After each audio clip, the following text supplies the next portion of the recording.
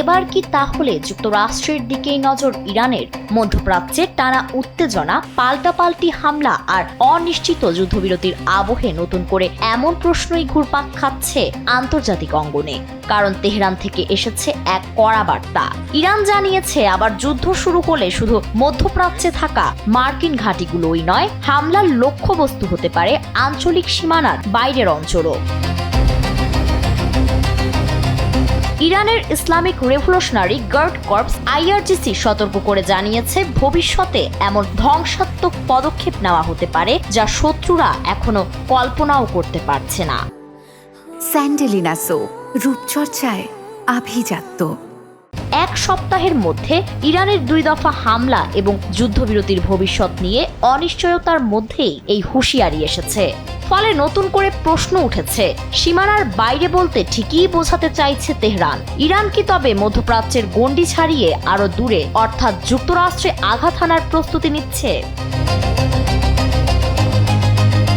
যুদ্ধের শুরুতে অনেক বিশ্লেষকই মনে করেছিলেন মার্কিন চাপের মুখে ইরান দ্রুত দুর্বল হয়ে পড়বে, কিন্তু বাস্তবে দেখা গেছে ভিন্ন চিত্র। দীর্ঘ সংঘাতের পর যুদ্ধবিরতির সুযোগকে কাজে লাগিয়ে নিজেদের সামরিক সক্ষমতা আরো বাড়িয়েছে তেহরান। বিভিন্ন আন্তর্জাতিক গণমাধ্যমের প্রতিবেদনে দাবি করা হয়েছে, যুদ্ধবিরতির কয়েক সপ্তাহের মধ্যেই ইরানের ক্ষেপণাস্ত্র ও ড্রোন উৎপাদন সক্ষমতা উল্লেখযোগ্যভাবে বেড়েছে। ফলে নতুন করে সংঘাত শুরু হলেও প্রস্তুতির ঘাটতিতে পড়তে হবে না দেশটিকে।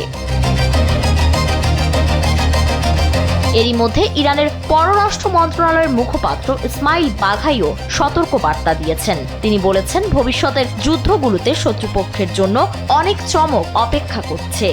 IRGCর সাম্প্রতিক বক্তব্য থেকে ধারণা করা হচ্ছে, ইরান এমন কিছু নতুন অস্ত্র ও কৌশল প্রস্তুত করেছে যা মধ্যপ্রাচ্যের সীমানা ছাড়িয়ে আরো দূরে আঘাত হানতে সক্ষম। এদিকে সম্প্রতি প্রকাশ্যে এসেছে ইরানের নতুন অস্ত্র আরাশ-ই-কামাঙ্গির। সামরিক বিশ্লেষকদের একাংশের মতে এটি তেহরানের প্রতিরক্ষা সক্ষমতায় নতুন মাত্রা যোগ করতে পারে। এমন সময় এই অস্ত্রের আলোচনা সামনে আসায় অনেকেই মনে করছেন তেহরান হয়তো তার প্রতিপক্ষদের জন্য নতুন বার্তা দিতে চাইছে। ফারিন রহমান প্রীতি, কালবেলা।